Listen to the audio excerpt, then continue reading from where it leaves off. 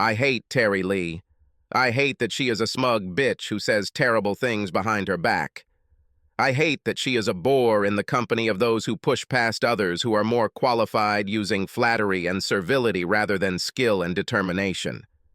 I hate that she is more than willing to screw over anyone if it makes her look better. And I hate her because she hates me.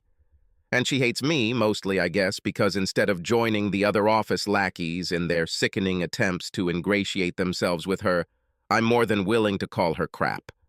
I don't go out of my way to create a problem, but I have put it in its place a few times. Of course, as a fellow manager, I'm in a better position to fight back than some of the other guys, and that's what I did. We argued about office politics. They disagreed on issues of hiring, firing, and promotions. She accused me of favoring my friends, and I answered her in the same way. And we had completely different management styles. She is a meticulous perfectionist, constantly evaluating and correcting employees, always looking for a problem, even if there is none. She is more than willing to belittle or marginalize anyone who somehow doesn't fall into her little circle of sycophants. I believed in a more relaxed environment and tended to ignore rules that I didn't think mattered. And although I don't particularly like some of the people in the office, I think I make a good faith effort to be fair. Therefore, for a long time there was a kind of cold war between us, endless petty disagreements, malicious remarks, and, at least on her part, behind the scenes fighting at the lower level. But all these were little things before a real war broke out between us. It all started when I received an email, also sent to HR, about a bad joke that Gabriel Prince, one of the statistical experts, told during work hours. It was a crude joke about a woman who became more interested in a man when she learned that he was half an ass. And of course Gabe, who has a history of telling dirty jokes, foolishly decided to tell it to a large audience during lunch. Naturally, a couple of the more concerned women, Terry's protégés, saw an opportunity to take offense and immediately reported the incident to Terry. Terry immediately demanded, at a minimum, an official reprimand and possibly a transfer to another position. I was sure that he would not be transferred to another position, but knowing that a reprimand would create problems for him during the annual certification, I began to strongly object to this. There were emails, then phone calls, and finally, personal conversations and group meetings, some of which became quite heated. But I thought that reason would prevail in the end, and I was confident that I was in control of the situation. That all changed at the department's monthly performance review meeting, which was attended by all the various managers and some higher-level employees, including Gabriel Prince. We reviewed practices and policies, and as usual, Terry essentially commanded the meeting to endlessly criticize behavior and point out how we were technically violating corporate policy under the strictest interpretation of the rules. Her goal seemed to be to make everything we did subject to company rules, while she would play the role of a kind of Orwellian enforcer. But this was nothing new, and we listened to her chatter in relative boredom until she dropped the bomb. As part of her concern about how loosely we were following the policy, she brought up the joke incident and described it in general terms, and then actually mentioned Gabe's name, at which time several people present cast wary glances at the bright red Gabriel Prince. She continued to say that this jeopardizes the work environment and that everyone's emotional well-being should be valued and respected. She ended her little diatribe with an explosive statement. Such a violation of corporate policy must be taken seriously, and I am raising this issue now so that we can take action as soon as possible.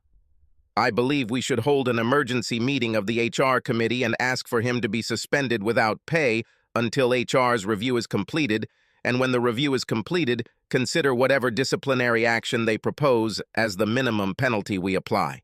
Her last statement sucked all the air from the room, leaving it dead silent. I was so stunned that I simply replayed her last statement and its implications over and over again in my mind, too stunned to offer any immediate rebuttal.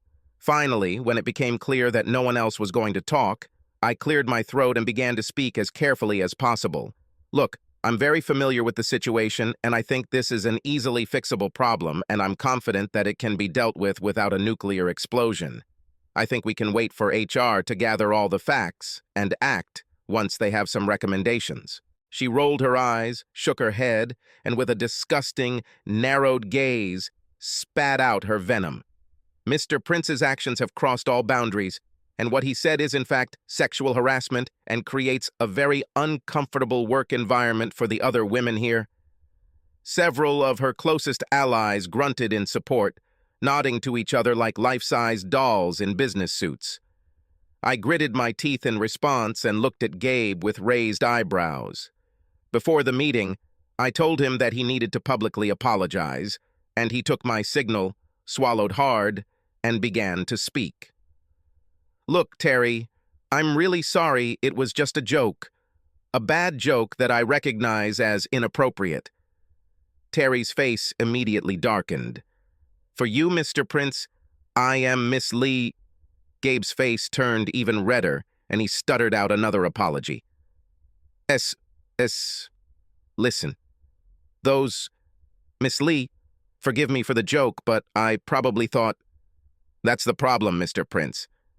You didn't think so. You simply made an uncomfortable work environment worse. I'm not going to allow the women in this department to be abused like that.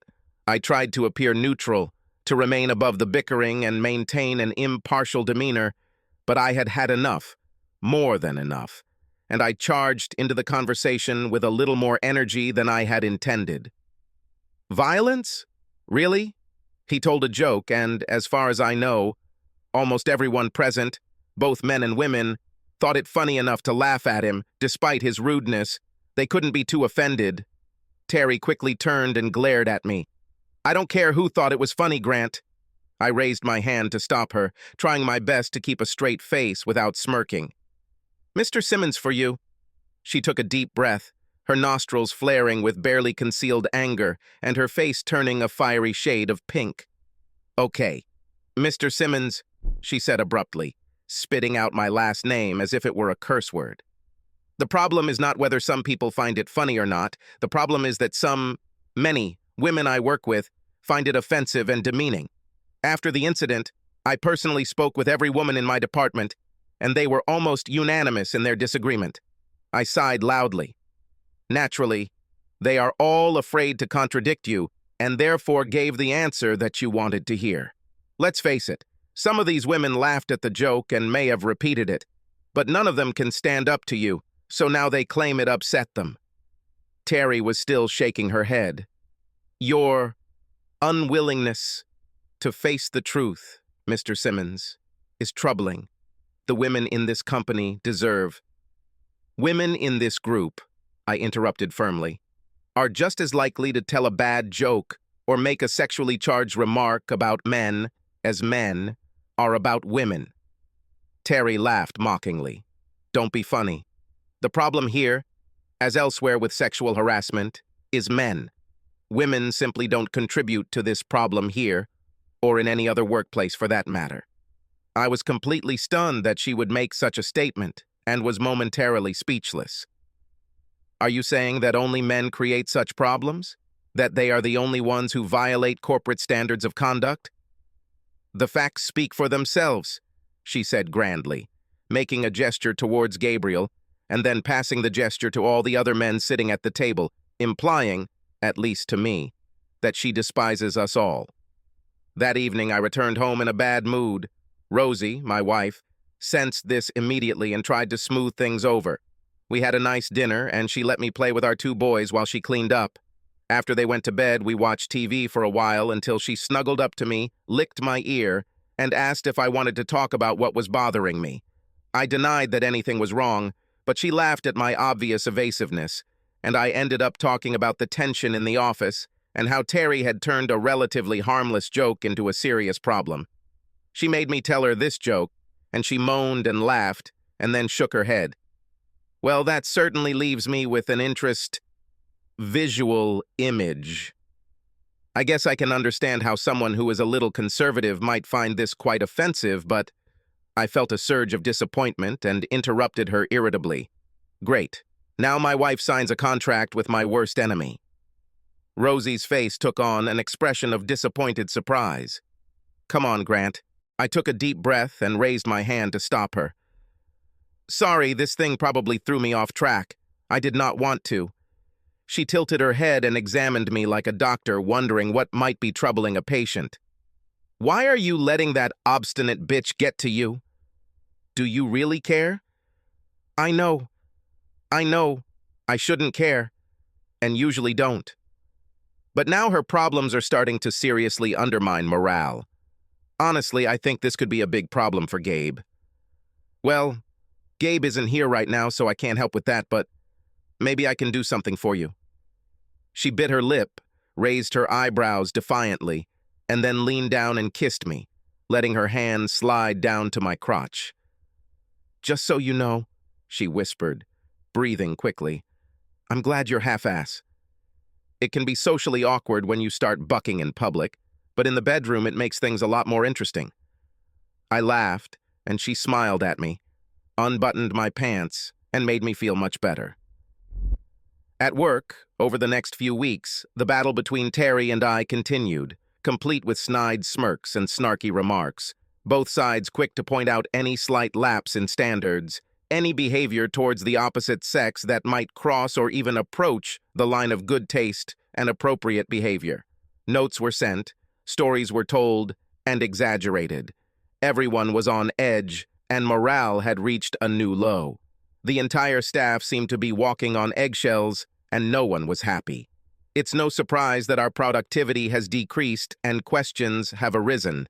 I received several emails from Jim Gompers, the vice president in charge of our department, asking what was going on. I tried to downplay the interpersonal problems and predicted that the department would soon gain momentum again, but he wasn't convinced and ended up sending a couple of performance review guys and someone from HR to look into the situation. As might be expected, scrutiny from the big bosses did nothing to improve the atmosphere, and when questions were asked, employees did not exude a sense of teamwork. People started pointing fingers and criticizing each other, tensions grew, and by the end of the month, one fairly important employee had quit, and two others had hinted very strongly that they were looking for work elsewhere.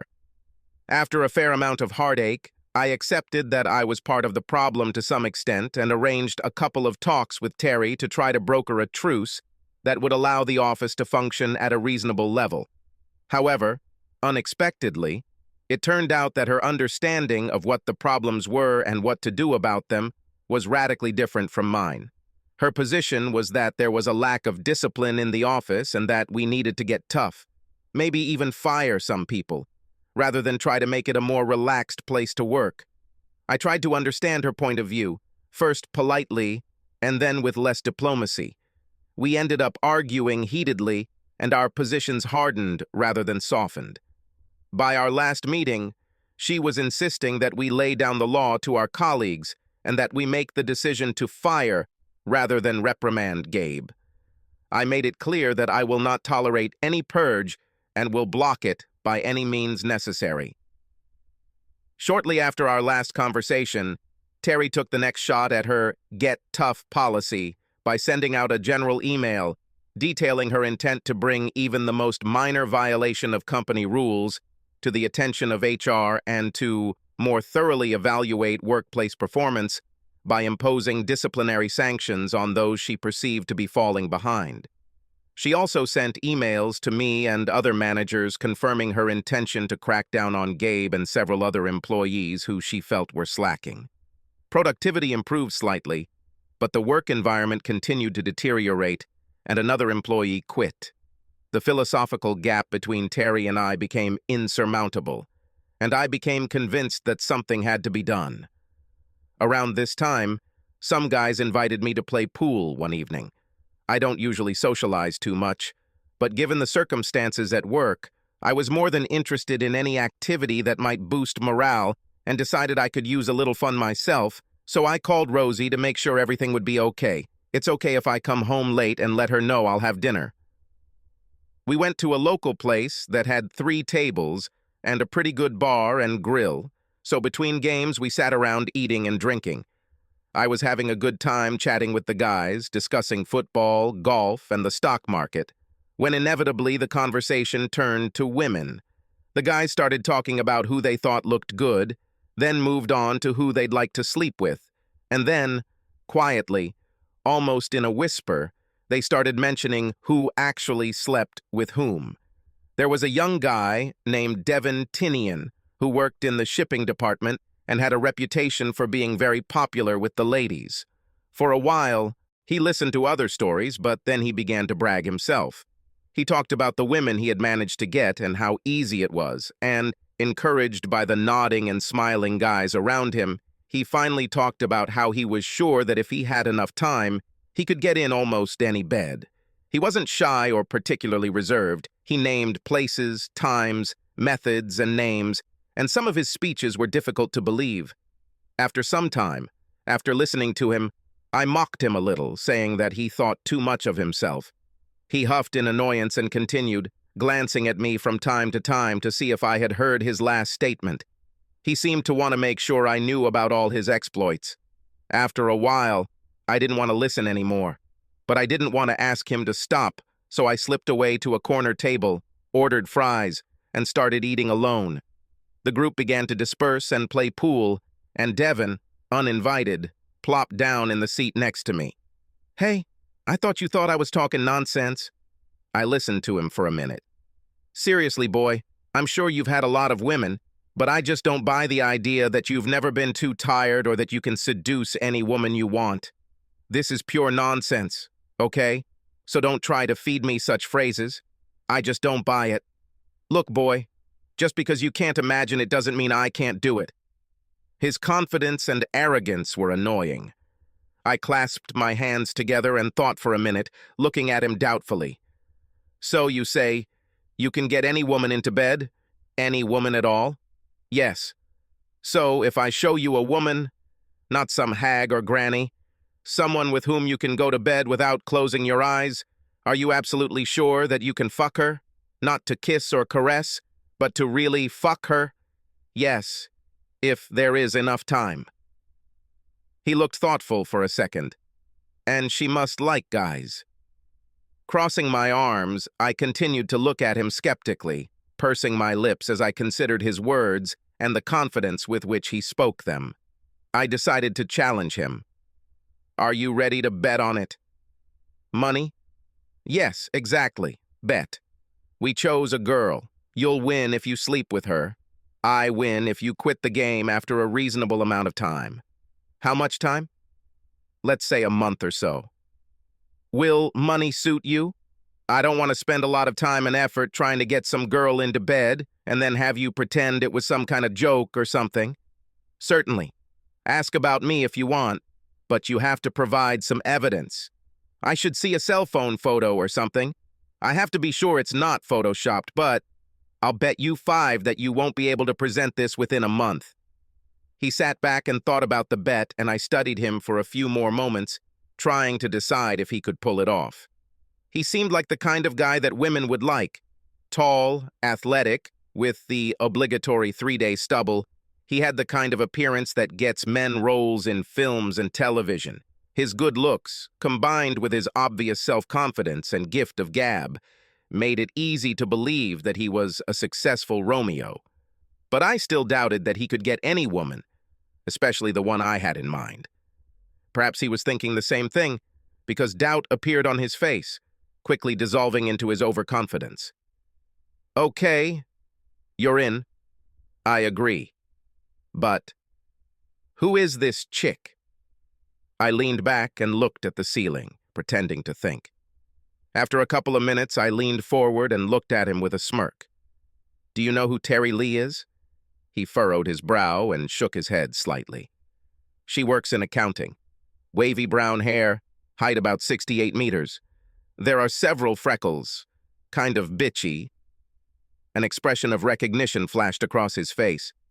"Like big breasts, nice butt, wears mostly trousers, kind of strict?" "Yes, more or less true." "Oh, yeah, I know her. She looks very good. Isn't she the one that bugs everyone about sensitivity in the workplace and other bullshit?" "Yes. Is this a problem?" That is, if you find it too harsh and you want to refuse. I raised my eyebrows, hinting for him to say no. No way, dude. No way. She's probably not at work, and cool girls are a lot more fun than sluts. I laughed at his arrogance. Then it's okay. In business? He gave me an unbearably confident grin, extended his hand, and we shook hands. In business? Terry Lee, you have a month. So here it is. A classic win-win situation for me. If he fails, he will have to admit his failure and pay me $500. If he succeeds, well, then I will have something to counter Terry's constant argument that all men are pigs and that any violation of rules in the workplace should be dealt with as strongly as possible. I will have something irrefutable and personal. That evening, I returned home in a very good mood and found that Rosie was even better. By any standard, Rosie is not a big girl. Her weight of 68 kilograms is twice that of mine, and she is a little over 1.5 meters tall. But she's a little unhappy with herself because of the slight flab that hasn't gone away since the birth of her second child 6 years ago. So when she found she couldn't fit into her old favorite jeans, she went on the weight loss warpath and worked hard to get back to in its original form. Just that morning, she managed to squeeze into her jeans, which led to the cry of victory that I heard in the kitchen. Rosie also got a boost to her already good mood when she received excellent feedback on her work. She is a conscientious worker and was able to complete a difficult, rather complex project on time. Her bosses noticed this and made it clear that she had done a good job and was in line for a promotion. So, between getting into her jeans and having a blast at work, she was super excited about her wonderful day and greeted me at the door with a huge smile, a big hug, and a big kiss, then invited me to celebrate in the bedroom after the kids had gone to bed. I agreed without hesitation. Despite her small stature, Rosie could be quite an athletic girl in bed and was more than willing to take matters into her own hands. She could ride me like a cowboy or buck me like a rodeo horse, and when she wrapped her legs around my waist, it felt like I was being grabbed by an anaconda. By then, on any given night when we finished, we were both completely exhausted, covered in sweat, and could barely catch our breath. But that evening she was especially energetic and took everything into her own hands from the very beginning. We played the first round quickly and both reached the finish line. However, she was not going to let me rest after one time, and after a very short break, she took care of my manhood. Once I was ready, we started the second round. It always takes me a long time to climax the second time, and Rosie took advantage of this by reaching the finish line twice, all the while encouraging me, screaming my name, combined with any number of endearments and epithets, screaming that she loved me, loved my technique, loved my body. By the time we finished having sex, I was wrung out like a wet rag. I lay next to her, breathing heavily, trying to keep my eyes open, feeling as satisfied as a man could. Rosie pressed herself close to me and whispered quiet, lewd compliments about how well I had done and that she hoped I could say the same. I turned to her, stroked her face a couple of times, and laughed quietly. Yeah, I think it's fair to say you did a good job too. The office environment remained tense, with an almost palpable sense of anxiety and anger, leading to an atmosphere of terribly poor cooperation, accompanied by lower-level arguments that threatened to escalate into outright shouting any day. Everyone seemed to be on edge, fearing the consequences of Terry's recently proposed policy changes. I managed to disrupt some of Terry's plans, at least briefly, by asking HR to conduct a formal review of any new management proposals that might result in disciplinary action. I knew it would buy time, but if Terry didn't change her mind, Gabe and a few of the other guys on her crap list were going to end up in trouble sooner or later. A couple of weeks after this uneasy truce, I was eating lunch alone outside, trying to enjoy a few minutes of sunshine, when Devon plopped down next to me with a grin that even the Cheshire Cat would have considered over the top. I have something I think you should see. He was clearly eager to show off what he had done, so I held up my finger as a sign that I couldn't speak and chewed as slowly as possible, trying my best to irritate him.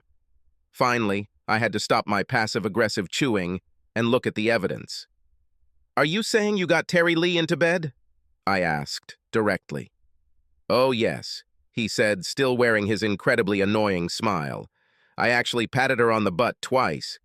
He patted his shirt pocket, where his cell phone lay. "And I have the proof right here. Evidence in exchange for $500. I leaned back and crossed my arms, looking at him doubtfully. They must be good. No blurry photos that could have been taken from a porn site. "Oh, that's true. They are very good, very clear." He waved his phone, clicked on a couple of icons, and began scrolling through his photos. "How about this one?" He handed me the phone with his eyebrows raised in anticipation. The photo was as explicit as any porn I had ever encountered, and if I hadn't seen it with my own eyes, I would have found it hard to believe. There was Terry Lee, on her knees and elbows, with her head down, her teeth clenched and her eyes closed. And Devon crouched behind her. The moment of intercourse was clearly visible. She was wearing a fancy red garter belt and stockings, and the foot that was visible in the photo was wearing a red high-heeled shoe. Devon was seen holding his cell phone in the picture, and the photo was obviously taken using a well-placed mirror. The expression on his face was purely mocking. His tongue stuck out, his eyes wide open in feigned conspiratorial surprise. I said. He laughed. "That's not all. Go ahead, scroll through the photos." There were probably 10 pictures of him having sex with Terry, and 3 or 4 of her working on his manhood. The photographs were enlightening. At work, Terry is a proper and arrogant bitch, but in these photos, she was completely out of control. Her makeup was smeared, her hair was disheveled, and her facial expression bore no resemblance to what she had shown in the office. She looked like lust personified, and I had to marvel at Devon's ability to recognize and uncover the slut that obviously lived somewhere deep inside Terry Lee's heart. When I looked up, Devon was still grinning, his arms open in an expectant gesture. "I think you owe me," he said with a wink. I slowly nodded my head and smiled. Yes, I probably should," I admitted reluctantly, drawing out the words slowly, trying my best to sound casual. I took a few minutes to congratulate him and admit that I had lost the bet and underestimated his abilities. I had to give him the win because in the end he obviously deserved it fair and square. So I resigned myself and groaned loudly as I opened my wallet and pulled out a couple $100, which I counted out into his open palm while he smiled like a triumphant Caesar. I was going to pay him the rest the next day, but I decided that I could complete the surrender right now. So I took him to the ATM in the office lobby, where I pulled out 3 more bills and handed them over. I shook his hand, smiled, and congratulated him again, trying to be polite. Losing always hurts, but this loss was cushioned by the fact that it allowed for an even greater victory in a more important situation in the future. I admitted my failure and lost $500 on a bet, but I smiled as I went back to work. I discovered that knowing about Terry's indiscretions and actually doing something about it are 2 very different things. After thinking about the different ways information can become a useful weapon in the workplace, I realized that no matter how it is used, it essentially amounts to a form of blackmail. There's no way around the fact that I'll be holding something over her head to force her to do things my way. I thought about talking about my dilemma with Rosie or someone at work, but I was sure that they would think badly of me if I went into detail about what I had already done, not to mention the fact that I was thinking about what to do with the information that I have now. Therefore, for several nights and days, I remained unconvinced and suffered, looking for answers, looking at the door of my office or at the ceiling of my bedroom.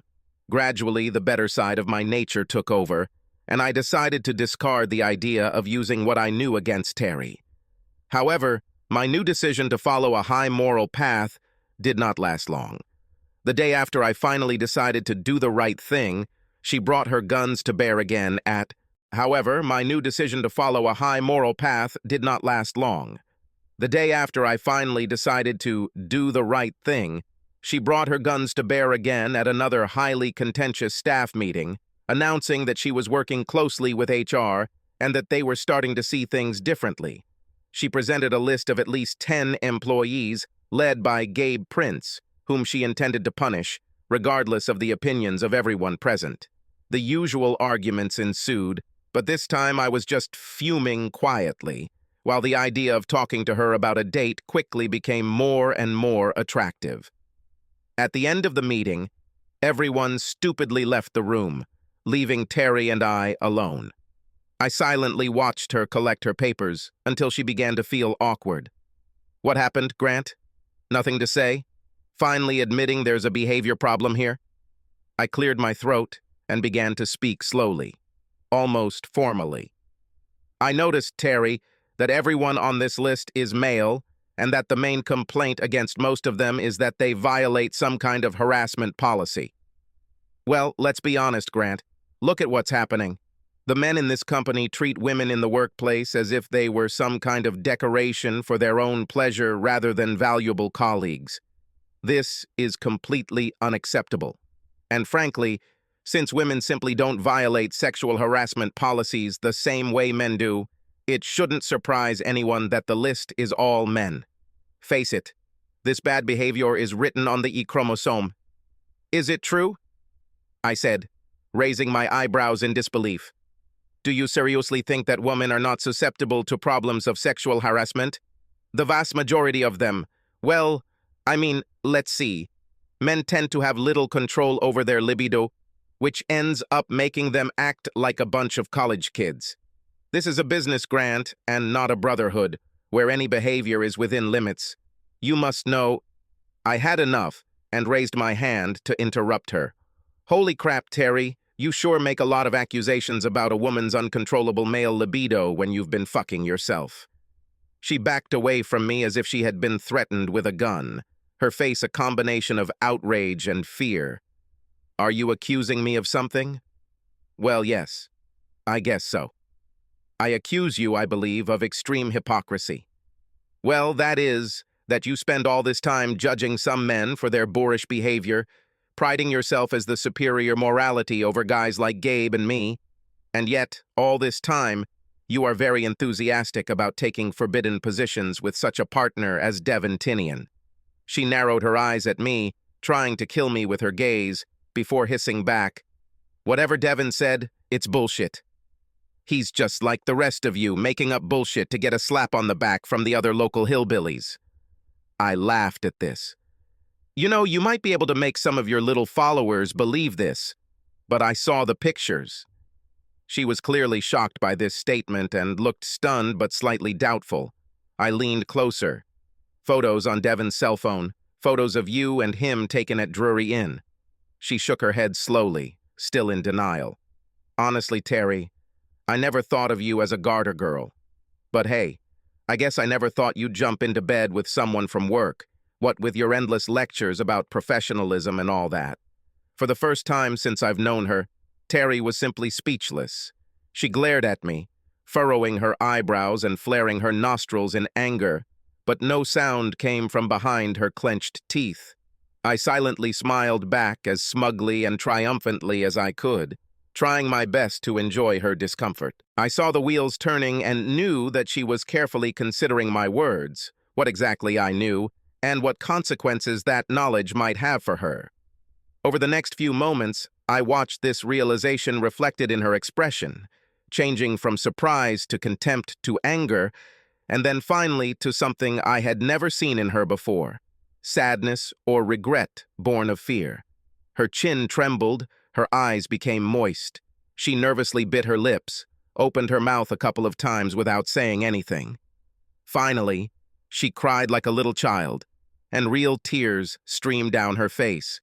She stood up abruptly and took a couple steps away from me, shaking her head and pointing a trembling finger, as if she had just found out that I was the Antichrist, and then she turned and literally ran out of the room. I thought I could feel some satisfaction from this small victory, from having the upper hand in this strange game of chess we were playing, but for some reason I felt empty and more than a little ashamed. I'll never know for sure how much of an impact the threat of me finding out about her exploits with Devon had. but Terry had slowed down her campaign to punish Gabe. In the end, she agreed to a compromise in which a probationary letter would be placed in his personnel file, which would be removed after 6 months if he took sensitivity classes and kept his nose and jokes clean. But Terry is not one to take defeat lying down, so I knew there would be an attempt at retaliation, and I assumed it would be directed at me personally. It didn't take long for this to happen. The counterattacks began a week after I told Terry about her missteps with Devon. At first, I thought that maybe my mind was playing tricks on me. Maybe I was looking too hard for a trap. But gradually, it became obvious that something all too real was happening. 3 or 4 young girls at work, all Terry's friends, suddenly began wearing relatively provocative clothes, deep necklines, high hems of skirts, stockings peeking out from under the hems. And suddenly, there seemed to be a lot of things on the floor around my workstation that they could pick up, because they were all bending over to reveal ample cleavage, beautiful tanned legs, and well-developed loins pressed tightly against jeans or skirts. Don't get me wrong, I didn't mind watching a little. But I am very sensitive to the game that was being played, so I was careful not to watch too much, and was extremely careful not to say anything about it at all. In fact, it became so clear that her subordinates were on guard to catch me in any compromising situation that I watched virtually everything I did or said to ensure that nothing could be construed as an inappropriate invitation, hint, or suggestion. After several weeks of successful opposition on the lower level, I was subjected to a series of frontal attacks. The first happened when I was having a late sandwich snack in the dining room alone. One of the secretaries, a very beautiful young brunette with sparkling eyes and a plump but very well-developed body, sat down next to me and began to eat an ice cream cone. Only she didn't so much eat him as make love to him. She licked a mound of vanilla ice cream as if it were an aroused manhood, and when she sometimes took a bite, she did it only with her lips, as if half kissing, half sucking the ice cream. I had a general idea of what would happen next, but I was curious how she would feel about it. Very, very tasty, she purred with a sort of seductive grin, some vanilla ice cream forming a large, creamy white drop on her bottom lip. Yeah, you seem to like it, I said, stating the obvious as impartial as possible. She smiled even wider. My name is Kim Johnson, and I'm new here. Aren't you Grant Simmons? Yes. Would you like to lick it? She asked, handing me the cone and simultaneously leaning forward until her face was less than 30 centimeters from mine. It's very, very tasty. I promise you'll like it. At this moment, I almost laughed. It was the kind of invitation that all single and most married red-blooded American men dream of, but I saw it for what it was.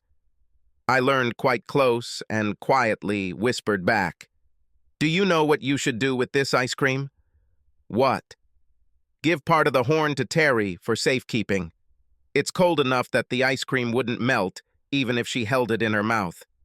I pulled away, smiled at her, and walked out of the dining room, waving to the security camera as I left. A couple of weeks after this, I was leaving the office after closing late when I noticed one of the secretaries was still sitting at her desk after everyone else had left. She cried quietly, burying her head in her hand folded on the table. I was going to give her privacy and sneak out quietly, but she seemed so upset that I felt compelled to ask what was wrong. At the sound of my voice, she jumped slightly and raised her head, showing traces of tears and bloodshot eyes. She shook her head when I asked if I could help, but she was so upset that I sat down and tried to figure out what was wrong and cheer her up. She looked completely broken and didn't want to talk through her sobs. But over time, she calmed down and warmed up a little, and I gradually coaxed the story out of her. Just that morning, the guy she thought she'd marry turned out to be an asshole, dumping her abruptly and saying some nasty things on the way to meet his best piece of ass. Apparently, he had never been a particularly nice guy, and some of the things she said about him seemed almost beyond cruel, and she made me feel worse and worse. Almost an hour after this conversation, she was still crying and almost inconsolable, and I reached out to hug her. She didn't resist at all and simply melted in my arms, resting her head on my shoulder. Her body was full and soft, and I could feel her breath on my neck, coming in the form of quiet little sighs. Her vulnerability was almost palpable, and I felt myself reacting to it, pulling her closer. But when I hugged her, she went limp in my arms and pressed herself against my body with a subtle sensuality that set off a distant alarm that made me remember what my grandfather, a family practice doctor, had told me about being careful with female patients. "There is nothing more seductive," he said, "than women's tears." The memory made me tense, and I reconsidered the strange coincidence that had found me alone with an attractive, dejected girl whose vulnerability led to close physical contact and brought me dangerously close to violating workplace rules at a suspiciously inopportune time. Suddenly, I realized that I had been set up again. I resolutely pushed her away from me and looked carefully into her face. She bit her lip worriedly and sobbed, and I smiled and nodded at her. "You really are a first-class actress." Vulnerability instantly gave way to puzzlement, her mouth and eyes opening wide. "What do you mean?" "I mean, if I could, I would give you an Oscar for your acting. Let Terry know it's not your fault I didn't take the bait. Indeed, you were very good." She tried to return the vulnerable look for a moment, but then gave in, pursing her lips in disappointment before smiling weakly. "Well, damn it, I tried my best. For a minute I thought I had you." I laughed quietly to myself at her confession. "Try the community theater," I said as I walked out, slowly shaking my head. "You really are a natural." Over the next few months, things seemed to calm down, and in the absence of any other real attempts to cause problems, I concluded that Terry had decided to call the dogs off and live with the situation as it was. I was wrong. About 3 months after I told her about my affair with Devon, Terry Lee asked for a staff meeting and invited half a dozen other managers. The meeting was quite successful, efficient, and productive, without any real conflicts. When it ended, Terry asked me to stay with her to discuss some personnel issues. To my surprise, everything went smoothly, and for the first time in as long as I can remember, we made decisions together, easily and naturally. When our meeting ended, I felt the need to say something positive, hoping it would be a new beginning. "Look, Terry, I know we've had our differences, and I'm sorry things got out of hand in the past, but I think we've been productive lately. I know we don't see eye to eye on everything, but I like to think we're moving in the right direction." She looked at me mysteriously. "Well, Grant, that's one of the reasons I wanted this meeting, to get things moving." She paused for a moment, and I caught a glimpse of a mysterious smile that made me think. "And I just wanted to tell you that in the end, I think you were right. I was hoping for a thaw in our relationship, but something was very wrong here, and her accidental confession embarrassed me almost to the point of insensibility. I had no idea how to feel about what she just said, and I started stuttering. You thought I was right?" "Oh yeah, I've thought about our differences, and after reviewing all the information available, I believe you were right about some things." "In some... What? What? Is it about relaxing the rules a little to boost morale?" "What? Oh no, not this." She looked at me carefully, and a smug expression slowly appeared on her face. "That's it, Schadenfreude." My confusion gave way to a sudden surge of suspicion, tinged with a certain horror. "Then what about is that women can be just as two-faced in their relationships as men?" For a moment I thought she was referring to her own indiscretion, tacitly admitting that her personal failures had played a role in changing her mind. But her increasingly smug smile put an end to that thought process, and I realized there was something else going on, something I didn't know about, something bad. She waited patiently for my answer, clearly enjoying the growing discomfort her mysterious behavior was creating. I didn't want to play along with her, but I didn't see a way out, and, contrary to common sense, I asked the question that was hanging in the air. So, uh, what exactly made you change your mind? I thought you'd never ask, she said with a wink, and began rummaging through her work backpack until she pulled out a standard manila envelope and purposefully handed it to me across the table. I just looked at it, not wanting to see what was inside. What is this? Oh, just some information that I thought you might be interested in. Let's take a look. I think you'll find it very informative. With deliberate ease, I opened the envelope and took out half a dozen sheets of paper. These were photographs printed from a digital camera or mobile phone, apparently taken in a massage room at the gym. There stood Devon Tinian in all his arrogant glory, sweetie, smug and smiling at the camera as he took his latest conquest from behind. But it was not Devon who attracted my attention, but the woman located in front and below him. She was naked, her long brown hair tied in a ponytail falling to one side of her completely recognizable face. Her eyes were closed and she had an inscrutable expression, somewhere between a grimace and a sad smile, and the vision of her struck me like a knife in the chest. It was Rosie. To be honest, I don't remember much of what happened for quite some time after I saw the photographs. I know I didn't say anything right away, and I remember that Terry looked at me triumphantly for a moment, and then suddenly became nervous when she saw the expression on my face. I know that after this, she abruptly gathered her things and quickly left, leaving me to sit, not moving, not thinking, and perhaps not even breathing, staring in stupor for quite a long time at the offending photographs. But I don't remember how I collected the prints, how I left the office, how I walked to the car, or even how I drove home. I have no idea whether I went straight home or not. If someone told me that I passed a dozen red lights, or that I stood at an intersection for half an hour, I would believe it. My memories only came back when I found myself sitting in my car parked in the driveway, almost 2 hours after Terry dumped the photos on me. My fists and teeth were clenched tightly, and my eyes were watery and unfocused, apparently from undetected tears. I got out of the car in a daze, got to the house, and walked through the front door, staggering like a zombie, and walked through the hallway to the sofa in the living room. I plopped down on the sofa and stared at the large grandfather clock, whose ticking was the only sound in the quiet room. I felt like my family, my marriage, and my happiness had been given a death sentence, and I was just waiting for it to be carried out.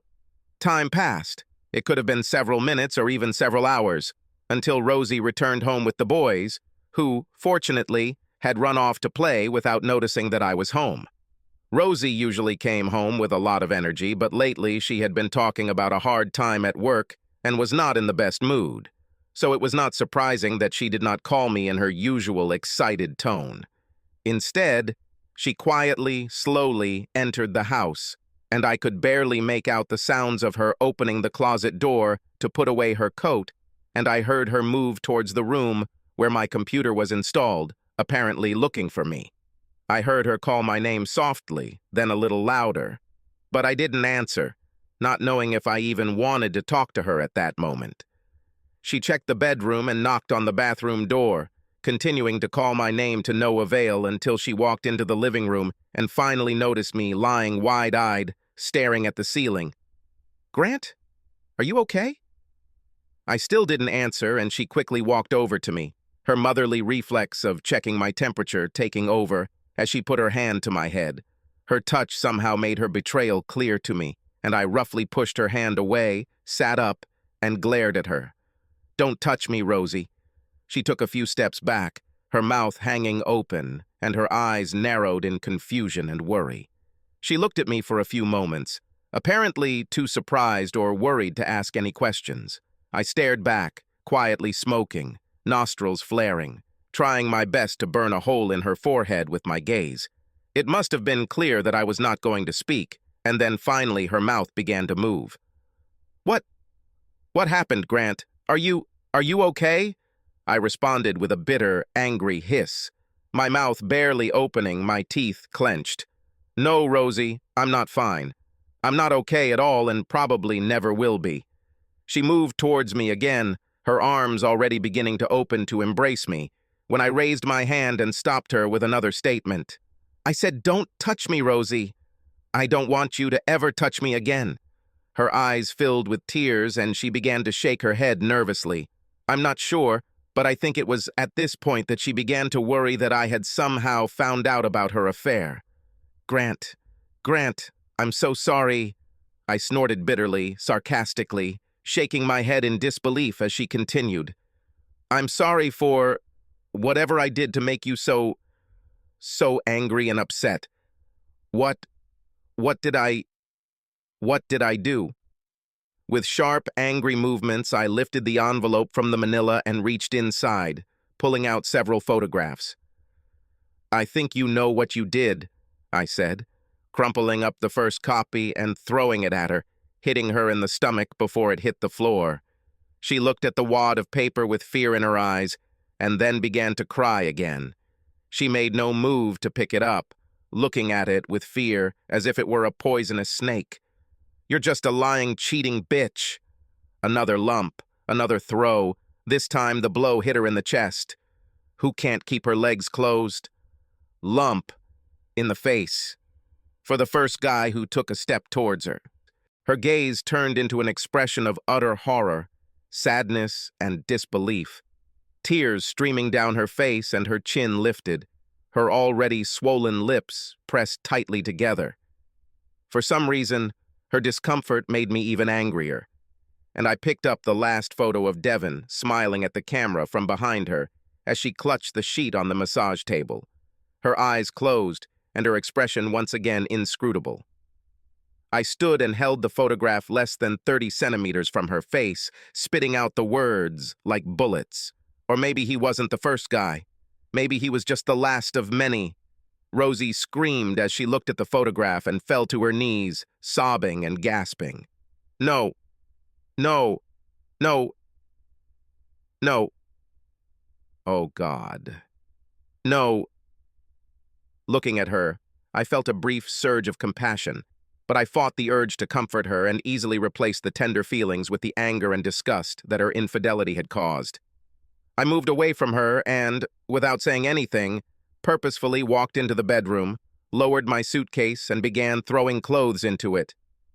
When it was almost full, she appeared at the door, still crying and maintaining only a slight coherence of speech. "Grant, please. Grant, no. Please, no." I silently continued packing, filled my suitcase and overnight bag, and then brushed past her to grab a few things from the bathroom.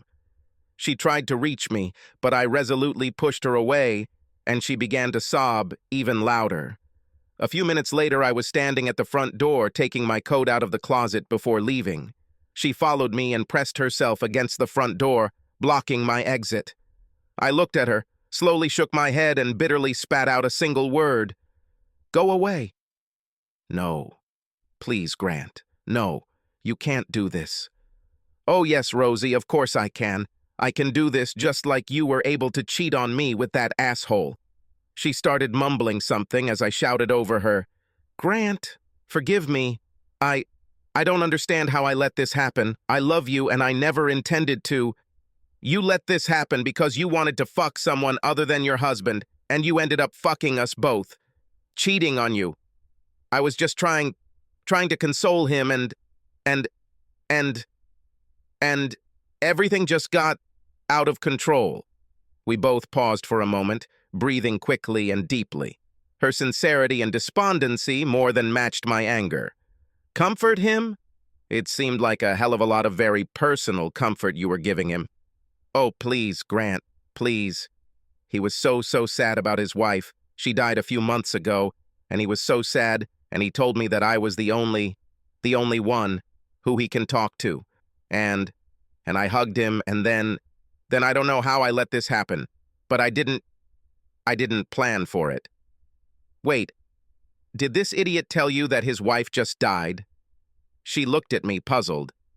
"Well, yes. She was the love of his life, and she had some kind of cancer, and she died very quickly, and he couldn't." I laughed mirthlessly, God, Rosie. Not only are you a cheater, but you're also stupid. I know the guy who fucked you, moreover. I work with him. His name is Devon Tinian. And just so you know, he fucked you so that bitch Terry Lee could rub it in my face. He's never been married, stupid ass. He made up all this crap to get you to cheat, and now you're just another notch in his conqueror's belt. Rosie's mouth dropped open, and she stood with her arms dangling at her sides, slowly shaking her head. She could only weakly utter another request for me to stop as I pushed past her through the door and headed to my car. This night was the worst of my life.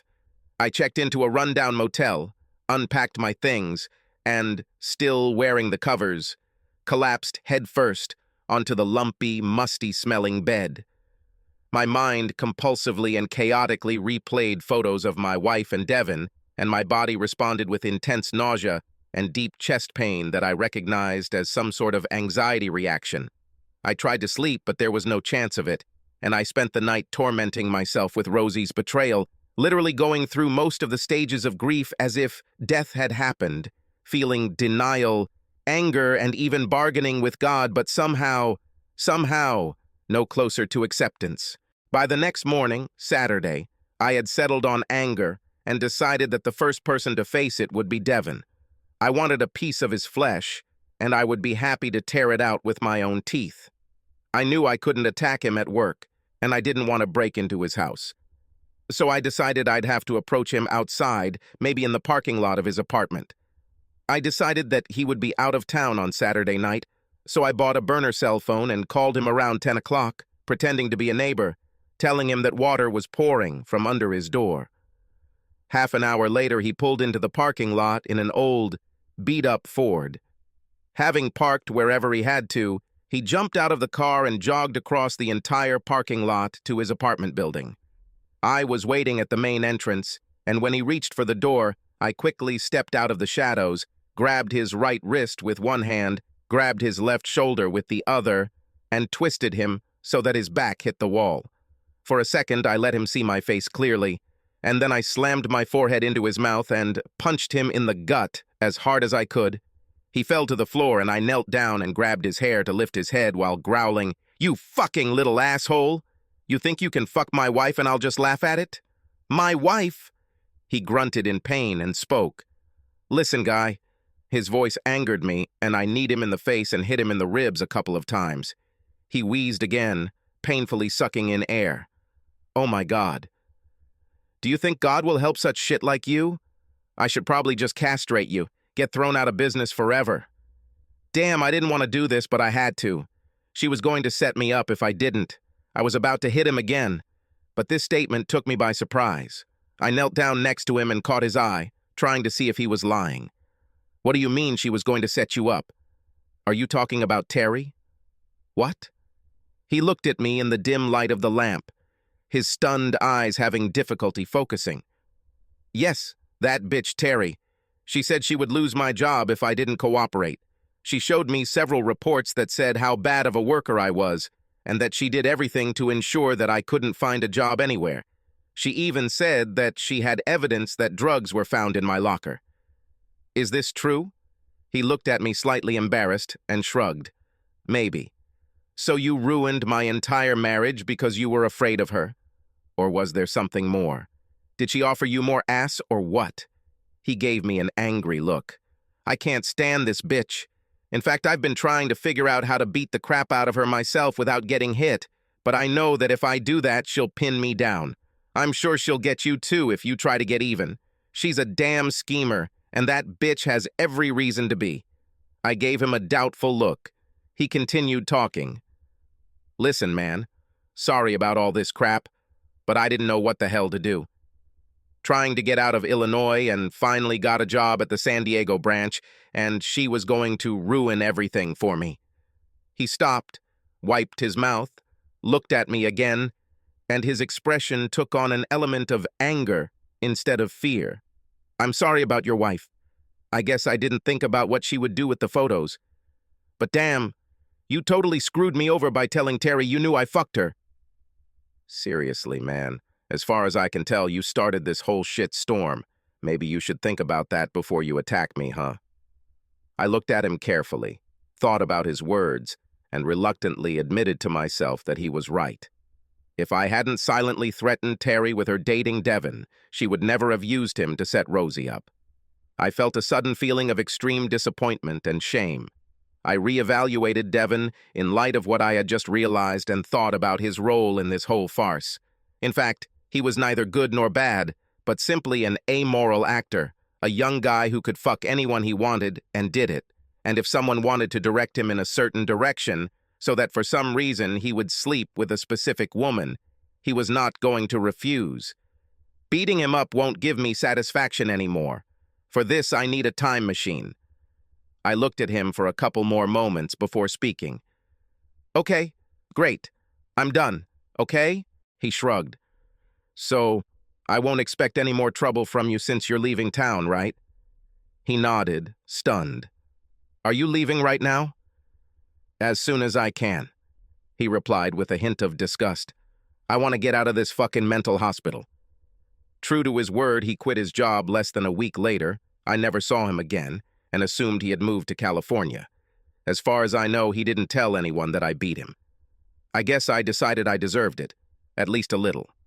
A week after leaving, I found an apartment near work and tried to settle down there. Went to see a lawyer and gave Rosie a message that I was considering legal separation. The first few days, she tried to talk to me, called me, wrote SMS, but I aggressively avoided her. And not just because he wanted her to suffer. I was having a hard time coping with the situation and was afraid that the sound of her voice might make the situation worse, especially when the conversation ended. But I was desperate to see the boys and needed to pick up my clothes, so eventually I had to go for some basic socializing. When I finally called, I tried to act cool and professional, but the sound of her voice, vulnerable and quiet, made my heart beat so hard I thought it would burst through my ribcage. Somehow, through an effort of will, I managed to control my voice and actions, negotiate a schedule to visit the boys, and pick up my things without making it clear that I was in pain. I hardly spoke to her as I picked up my things, and she stood silently in the living room after greeting me sadly at the door, sullen and silent, like a model of despondency. I didn't linger because I wanted to keep my anger intact, not diluted by any feelings of compassion or love. I didn't tell anyone at work that Rosie and I were having problems, and I avoided Terry at all costs. I thought long and hard about how to get back at her, considering everything from violence to falsifying records to get her fired, but I knew that Devon was right when he said that Terry was hoping for my retribution and was ready to roast me for any attempt at revenge. After considering all my options, I decided that caution was the better part of valor, and began to simply ignore it, which was not so easy, given the feeling of extreme disappointment I felt. In the end, I succeeded by barely tolerating her smug smile and literally biting my tongue whenever I had to communicate with her on any occasion. The first weekend after we sorted out the visitation schedule, I took the boys. He picked them up after school and brought them to his apartment, and since it was new and unusual, they decided that it was the best thing they had seen, for some reason considering it something like an elite club and not a real second home. I wanted them to look forward to seeing me, so I didn't do anything special to dissuade them from it, and told them that we would always try to have fun whenever they came. That evening, we went to a pizza place, rented a Disney movie, and played Xbox. The boys were smiling and I was having a great time until I put them to bed and Sam, my 8-year-old, asked when I was coming home. Sam, I'm home. I stuttered. Your mom and I, well, we decided to live in 2 different places, so now you have 2 houses. 2 places to stay overnight? Sam looked at me thoughtfully. Dad, I don't think Mom likes this. Well, buddy, I don't think I like it either, but that's the way it's supposed to be. I have this apartment, and I live here. Your mom has her apartment, and she lives there, and you and Tommy will live in both places. I think it would be better if we all lived in both places. Can't you live at home during the week, and we could all come here to have fun on the weekends? I tried to explain to him that Rosie and I simply could not live together anymore. but the conversation continued to move in circles of words that innocent 8-year-old children usually construct from the half-truths and euphemisms that adults feed them when they do not want to show them the ugly side of life. I finally had to tell him it was just something I couldn't fully explain, kiss him on the forehead, and tell him to go to bed. I went to bed that night thinking about how terribly unfair parents' mistakes can be to their innocent children. The next morning, I was woken up by the doorbell, followed by a loud knock. I pulled on my robe and stumbled across the hall into the living room, stopping in front of the door to ask who was there. "Police officers, Mr. Simmons. We would like to ask you a few questions. When the police are at your door, 1,000 thoughts are running through your head. Did you remember to pay your parking fines? Have they gone so far as to check your cache of pirated DVDs?" But I quickly put those thoughts aside and decided that their visit was related to a divorce, perhaps a restraining order or something similar. I opened the door a crack and looked outside, and there stood 2 real police officers with a neutral expression, one short and pot-bellied, with his arms folded across his chest, and the other a little taller and more muscular, with his hands on his hips. "How can I help? We'd like to come in and talk to you for a few minutes, Mr. Simmons." "What? What does this mean? Can we come in, please?" Probably a smarter person could have asked for a search warrant, but I just stupidly opened the door and let them in without saying anything. They quickly pushed their way in and took a seat on either side of me, both looking around the room a little and then looking back at me a couple of times before the tall one started asking questions. "Okay, Mr. Simmons. Just a couple of questions about last night, if you don't mind." "Last evening?" "Yes. Where were you last evening?" I was here last evening. Almost the whole evening. Took my boys out for pizza, but other than that, we hung out here. Can you, prove it? Huh? Can you prove that you were here last evening?" "Well, I guess you can ask my boys. I still have the receipt from the pizzeria, I think." "Can we see him?" I went to the closet, rummaged through my coat, and managed to find the receipt.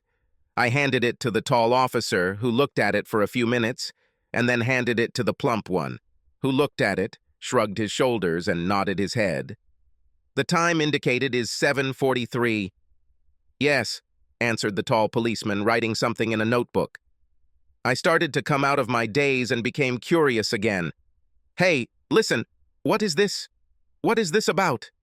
The policemen glanced at each other questioningly, and the pot-bellied man shrugged and nodded. The tall policeman turned to me and spoke again. "There was an attack last night, and the victim was badly beaten. We're just checking."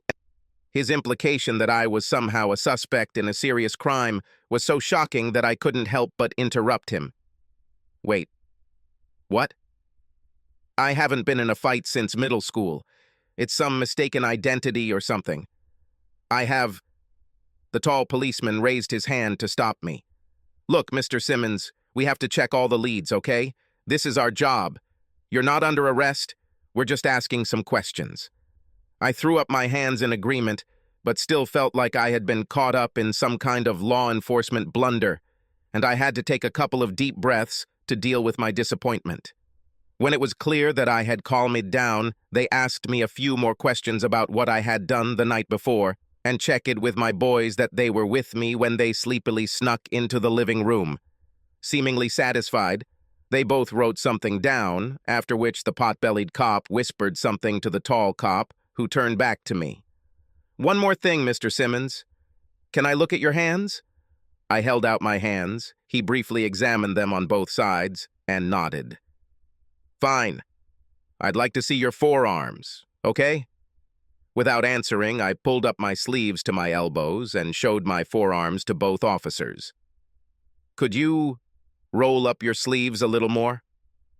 In desperation, I took off my entire robe and stood before them in my boxer shorts, my arms and legs meekly spread out like a Saturday suburban version of the Vitruvian Man. "Will it suit you?" I asked. "That will do, Mr. Simmons," the tall policeman said, and then turned to his partner. "Do we need anything else?" The short cop moved forward and opened a small notebook as I put on my robe. Yes, a couple more questions, I think. He cleared his throat and looked straight at me. How are things going at your place of work? Sorry, what? What do you mean? I mean, how are things at work? Are there any problems? Wait, what's the matter? Did something happen at work? The two cops looked at each other for a second, and the taller one nodded briefly, apparently giving the go-ahead to give me more information. No, Mr. Simmons, as I said, this happened last night, and not at your place of work. It was one of your colleagues. I suddenly became worried that I had beaten Devon Tinian much worse than I thought, and that he had decided to turn me in, but I quickly dismissed this fear as irrational, since I had attacked Devon almost 2 weeks earlier, and they were asking questions and testing evidence in such a way that it was clear that they didn't know who committed the crime, which wouldn't necessarily have been the case if Devon had pointed it out to me. I bit my lip and hesitantly asked a question that I was almost afraid to hear the answer to, my voice sounding much more nervous than I would have liked. Who, was hurt? The policemen looked at each other again and exchanged glances. The short man looked back, caught my eye, and again answered in an affected tone. One of the managers in your office. I think you know her, a woman named Terry Lee. I don't know, but I probably gasped a little when he said it. And what I do know is that I suddenly developed an irritating twitch in my right hand, which I felt compelled to tuck into my robe pocket. The policeman continued, apparently oblivious to my increasing discomfort.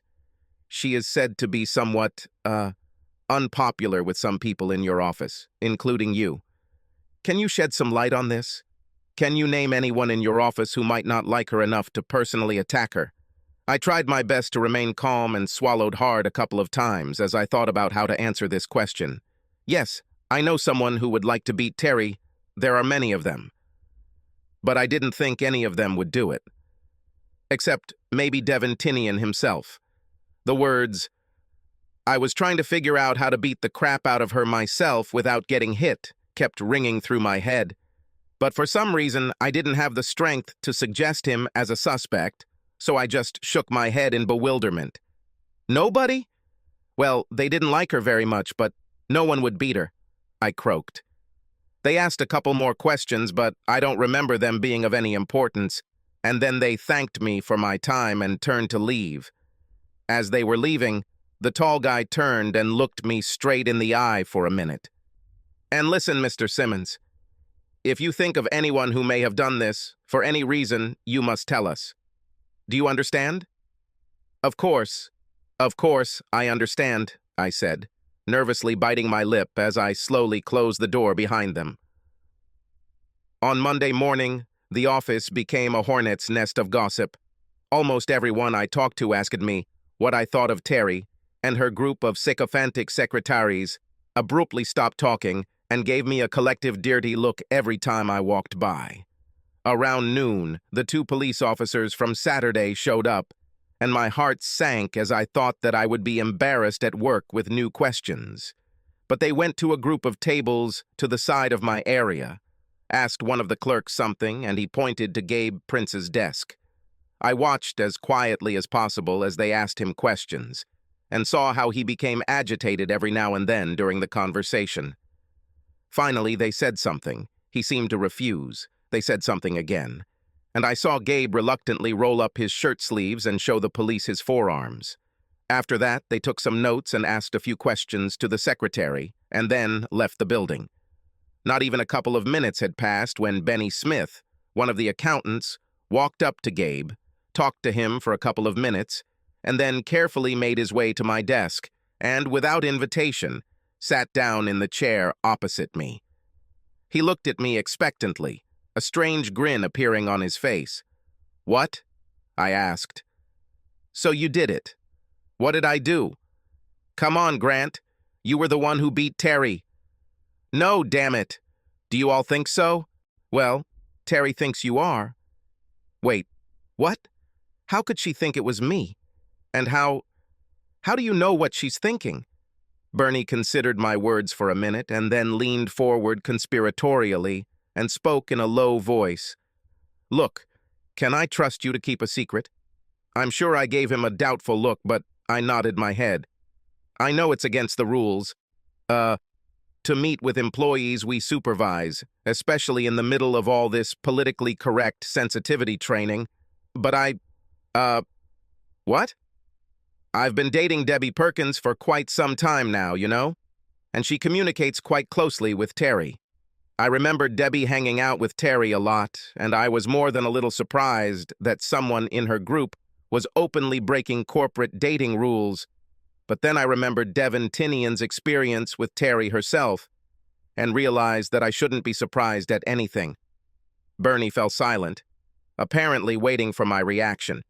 Interested in what he had to say, I nodded and invited him to continue. He leaned even closer and continued in an even quieter voice. So Debbie visits Terry in the hospital and gives me the information. I haven't, told anyone anything, but I thought you might be interested in finding out what it was all about. I sat back in my chair, still not saying anything, and waited. So, you want to know? He asked with some impatience. Well, yes, I would like to know. Well, I mean, if she's accusing me of something I didn't do, I'd like to know why. Is she setting me up or what? Is this a setup? Bernie looked around to see who might be watching, and then leaned towards me again. No, I do not think so. You see, Terry still couldn't get a good look at the guy. She doesn't say it was you, she just says it could very well be you. It was completely unbelievable to me that Terry had no idea who her attacker was, and I'm sure my facial expression reflected that. Bernie paused for a moment and then started again. Listen, she was coming home on Friday. It was already dark, about 8 o'clock or something like that. She was shopping or something and was getting bags out of the trunk when this guy grabbed her from behind and practically threw her face down on the ground. He grabbed her by the hair and slammed her face into the asphalt several times, then covered her mouth with his forearm to prevent her from screaming. I think he held her very tightly and began driving his knee into her crotch over and over again, occasionally hitting her face with his free hand. Bernie paused to gauge my reaction. From what he said, it sounded more like an assault than a robbery, and I suppose I can understand how anyone would think I had enough motivation to do it. I motioned for him to continue. Anyway, I guess Terry somehow managed to bite through his forearm. Pretty good. She claims she bit right through the guy's shirt and got to the point where she's sure she broke the skin. But even this did not stop the guy. In fact, I think it made him angrier, and he pulled his hand back and punched her in the other side of the face several times. Finally, Terry saw the headlights of a car pulling into the parking lot, and the guy got off her and sped away. Did he say anything? Not a word. I don't think he even swore when Terry bit his hand. That's one of the reasons the cops thought it might have been someone she knew. You know, didn't want her to recognize the voice or anything. And she didn't see him even when he was running away? Not quite. I mean, she was badly beaten and it was dark, and I think the dude was dressed like a regular bad guy. Dark clothes and he had ski goggles on or something like that. I let out a low, long sigh, realizing that I had more or less been holding my breath while listening to the story. Wow, was all I could say. So yeah, the cops asked her who might have a grudge against her and she immediately named you. When he said this, I felt a little panicked and briefly considered sharing my suspicions about Devon to confirm my innocence, but decided to remain silent. I answered him in a voice that I hoped sounded more indignant than nervous. Well, damn, it wasn't me, and the cops need to know that. That evening I was with my children, and lo and behold, I rolled up my sleeves to show my arms. Nobody but me. Bernie shrugged, looking at his hands, and then stood up to leave. Well, someone did it, and I think the cops are right if they think it's someone she knows. He smiled and winked mysteriously before returning to his desk. I was having a really hard time sleeping with all the problems at work, the investigation, and probably most of all the absence of Rosie. I could not accept that she had betrayed me, given herself to a man in a scheme that was deliberately designed to hurt and humiliate me. I understood that she was not an active part of the scheme, that she had been manipulated to some extent, like a pawn on a chessboard, but there was no denying that she had allowed herself to fall into Devon's arms and, even more, effectively stabbing me in the back. Still, I missed her. I missed her quirky sense of humor, mischievous smiles, and deep, throaty laugh that was so incredibly infectious. We missed our conversations, jokes, and her words of encouragement during difficult times. I missed her affection, her kisses, her hugs while we were watching TV or listening to music, or long after we had both fallen asleep, and I missed having sex with her. One night, while tossing and turning in bed, I suddenly realized that I was very excited. I took out my laptop and watched a silent adult film to try and find inspiration. But for some reason, my thoughts kept going back to the experience I had with Rosie. I remembered our first kiss, which happened in the middle of the dance floor during slow music in a club aimed at college students. As we danced, her body seemed to merge more and more with mine, pressing against me as if everything she touched became a part of her. She wrapped her arms around my neck, and when I pulled away to look at her, I felt like she was laying claim to me as a person with her clear, unblinking brown eyes and light, warm smile. I leaned forward and kissed her, tasting the cherry from her lip gloss. She kissed me back, and in that moment, I knew I would be hers if she wanted. I remembered the first time we made love, in a small house in northern Wisconsin, while the other members of the group we were with had gone skiing. We began to cuddle together under the heavy blanket on one of the beds. Our kisses became more and more passionate, our bodies pressed together, sensually rubbing each other through our clothes. We caressed and got excited. She began to breathe deeply, kiss me harder, and slowly moaned. I remember well that at the moment of my first intimacy with her, I had never before experienced anything like that mixture of physical pleasure and emotional satisfaction. By the time we finished, I was completely exhausted, and we fell asleep in each other's arms, covered only with a blanket, not caring at all that anyone might find us. I remembered our honeymoon, a week spent in a rundown hotel on the beach in Florida. We spent our days basking in the sun, and at night, we enthusiastically made love, pressing our sweaty bodies against each other, regardless of the poor living conditions, the insufficiently large bed, or the substandard air conditioning. It seems like we tried everything and explored every part of each other's body, discovering different, sometimes unexpected, sensitive areas with each new session. Sometimes we made love tenderly, languidly, and sometimes we simply attacked each other with incredible passion, almost desperately trying to achieve and deliver a climax. I especially remember our last night spent on a towel, under the moonlight on an empty beach, with the sound of the waves crashing softly on the shore in the background as we wordlessly, sincerely shared our love. When the last thought was over, I rolled over and fell asleep, obsessively thinking about the woman I loved and hated at the same time. Life went on, slowly, painfully. At work, many people, not just Terry's friends, gave me questioning, accusing looks, and I had a hard time concentrating. At that moment, I was glad I didn't tell the police or anyone else about how Terry set up my wife to cheat on me. I guess she didn't say anything either because no one, not the police, not Bernie, not anyone at work, ever said they knew about Rosie's infidelity, let alone that Terry might have anything to do with it. I was glad for this little secret because if this story had come out, I would have risen even higher on the list of suspects, and the suspicions and hassles from the police would have only gotten worse. At home, I spent a lot of time staring at the ceiling, the TV, or a book, not really understanding anything. My mind was foggy, and I couldn't control my emotions. Between the collapse of my marriage, stress at work, and being a person of interest in an assault case, I was lonely, hurt, disoriented, and more than a little depressed. I thought things were going to get a lot worse when Jim Gompers called me into his office on the Thursday after Terry's attack. I slowly walked up to his office, feeling like I was walking to the gallows, carefully placing one foot in front of the other until I stood in front of the open door, watching him work, head down, at the massive oak desk. After a few moments, I coughed to let him know I was there. He looked up, smiled, and waved at me. "Hey, Grant, close the door and sit down, okay?" I stepped into the room and slammed the door, then carefully sat down on the chair on the other side of his desk. He clasped his hands behind his head and leaned back in his chair, slowly chewing his gum and looking me over before speaking.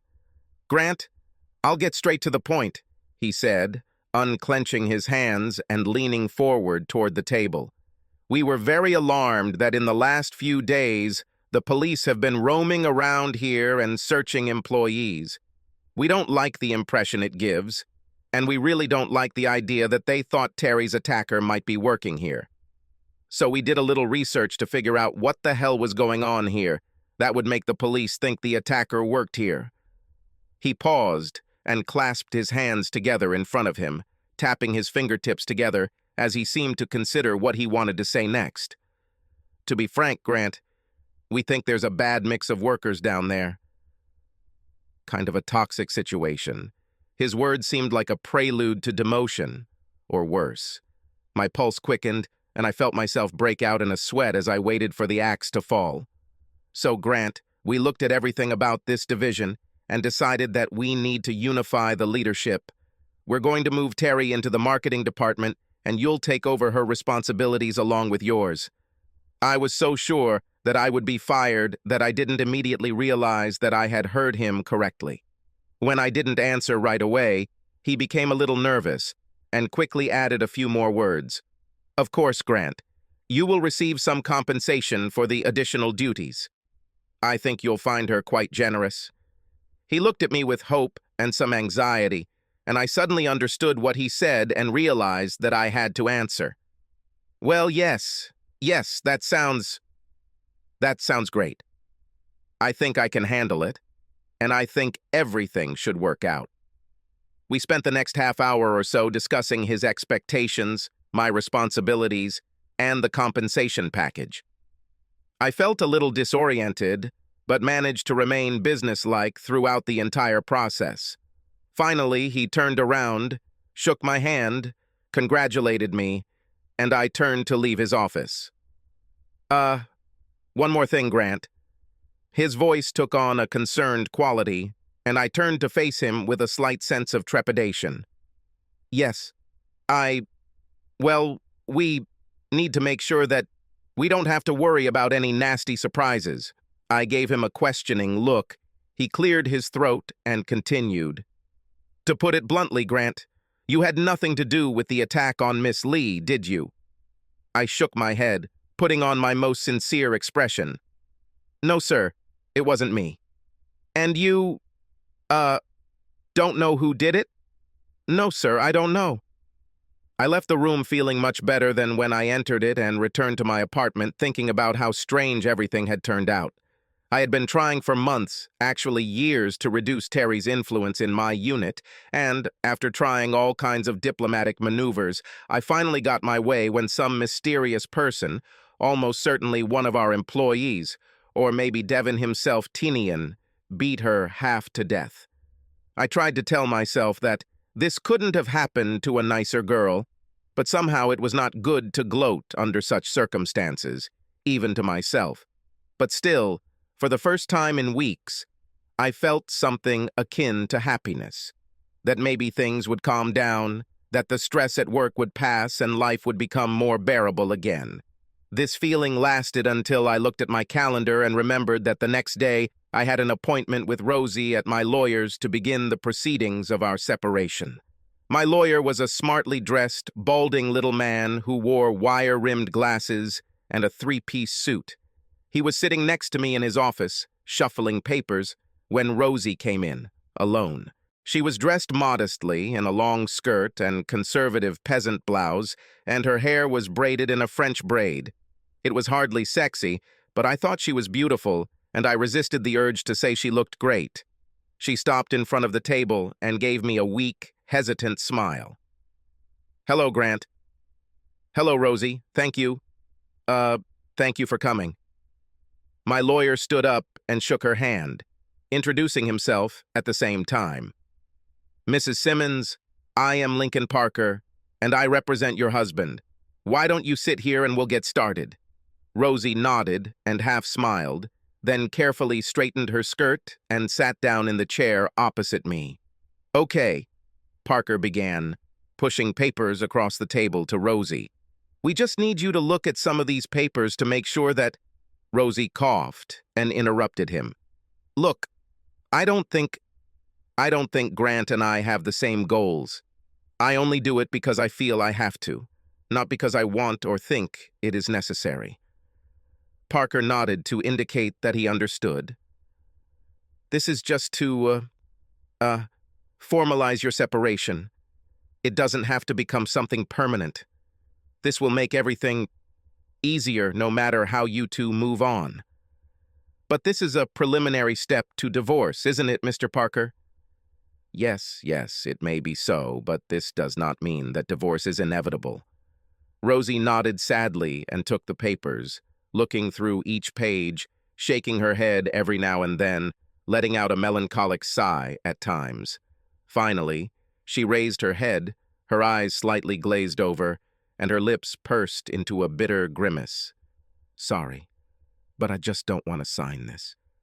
I really want to work on our marriage. I do not think that... Rosie, please. I tried to keep my voice soft but firm and adamant. I need time and space. We can't just forget about everything. She chewed her lip thoughtfully, obviously considering my words before answering.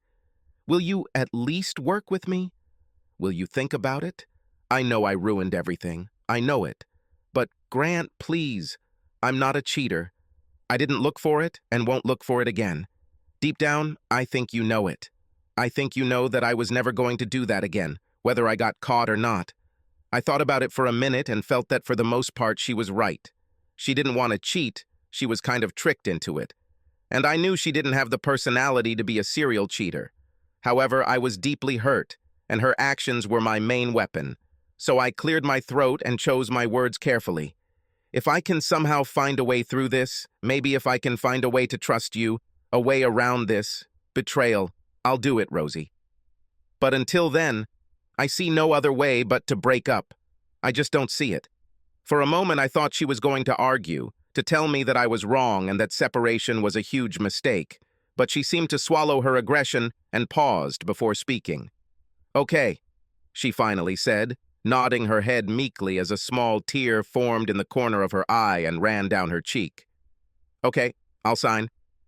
Lincoln nodded and took the form. Okay, then here's the official agreement. Both of your signatures are needed here. He slid the form across the table to Rosie for her to sign first. She took the pen, hesitated for a moment, and then slowly wrote her name at the bottom. She held the form for a moment, then picked up her purse and carefully put it away. Sorry, Miss Simmons, but this is not for you. Mr. Simmons must also sign this, and it will remain in my custody. You will both receive copies. Oh, okay. Sorry. She answered awkwardly, and with some embarrassment, then took the form out of her purse, unfolded it, and stood up to hand the paper to me. As she reached across the table to hand me the paper, the sleeve of her blouse slid down her arm about 15 centimeters, and just as quickly as it happened, she immediately grabbed the sleeve and sharply pulled it up to her wrist, sitting back down. Now, the unintentional lifting of someone's sleeve up their arm is one of those things that happens quite often, and is usually so completely unimportant that it barely registers with the consciousness of anyone who sees it, an action that gets lost among the million other little things that happen at any given time. But in this case, it completely changed my state of mind. The moment her forearm was exposed, I saw a sudden flash of dark color staining the entire exposed skin, a huge bruise that seemed to be painted on her arm like an ugly watercolor of blue, green, and yellow, dripping with dark purple center and gauze bandage. It was sharp and painful, and exactly what the police were looking for when they asked to see my hands. I stood in stunned silence for a moment, thinking about what I had just seen and what it meant. I've heard stories of women lifting trees, cars, or other incredibly heavy objects off their children during times of extreme stress. Stories that speak of countless fountains of strength that can be called upon in times of emergency. But I had never seen an attack like this, driven by anger, a pure, unadulterated desire to punish another woman who had set her up to ruin her marriage. However, I saw it. Direct evidence that a woman half my size mustered enough strength and anger to carry out a personal attack so brutal that the victim and the police did not even consider the possibility that it was carried out by anyone other than a large, very hostile man. I must have been staring into space for a while as the implications of what I had just seen continued to sink in, because Parker cleared his throat to get my attention. And when I looked at him, he gestured to the paper as if saying, "Sign so we can get out of here." I looked down at the form, but my mind was so preoccupied with what I had just learned about my wife that I couldn't bring myself to understand what it said, couldn't even really see the words. I raised my head to look at Rosie again, and there was no doubt that my expression was still one of disbelief and surprise, my mouth open and my eyes wide with amazement. Rosie looked back, at first with an expression of concern or even concern, but then a mysterious smile appeared on her face, a knowing, slightly mischievous Mona Lisa grin that confirmed all my suspicions. We sat and looked at each other for quite a long time until Parker cleared his throat again. I didn't even look at him this time, refusing to look away from Rosie, trying to decide what exactly I should make of this strange new revelation. Finally, Rosie broke the deadlock and began to move, stood up lazily and then smoothly, like a cat, walked around the table and came to me. She leaned towards me and whispered in my ear, hoarsely and sensually, and her breath made the hairs on my neck stand on end. "You can sign the paper if you want, Grant. Or you can put down your pen, follow me outside, and try to fix our marriage. We can start tonight by celebrating how I kicked that queen bitch's ass last Friday night. Everything depends on you." With that, she carefully walked out of the room with a slow, measured step, looking back to flash a nervous, hidden smile and raising her eyebrows as she closed the door. All the while I sat woodenly in my chair, still completely stunned by what had just happened. Discovered. I didn't know what to do at all. I've been contemplating for weeks the depth of betrayal and the destruction of trust associated with Rosie's infidelity, and have come to the conclusion that even if somehow I was able to let it go, it would take time and separation before I could try to move forward again in a relationship with her. But what now? What should I do about what Rosie did? I suppose a more worthy person would have been horrified or disgusted by her actions, but God help me. The image in my mind of her beating the crap out of our common tormentor somehow changed my worldview. This is a woman literally fighting for her marriage and doing it in an incredibly dangerous and aggressive manner. How can I let such a woman go? Parker coughed again, and I looked at him. "Well," he said, holding out his hands in a tense, expectant gesture. I slowly shook my head, put down my pen, shrugged my shoulders in surrender, and began to stand up. "Sorry, but I can't sign this. I just can't," I said, shaking my head in apology when he raised his eyebrows. "I'm really sorry." With my heart pounding and a feeling of relief and anticipation, I turned away from him and quickly walked towards the door and my worthless, cruel, beautiful little wife. Subscribe to our channel so that your second chaff doesn't cheat on you, and go ahead and listen to the next story, because this story is nothing compared to the next one. If you're under 18, don't even think about listening to the next one.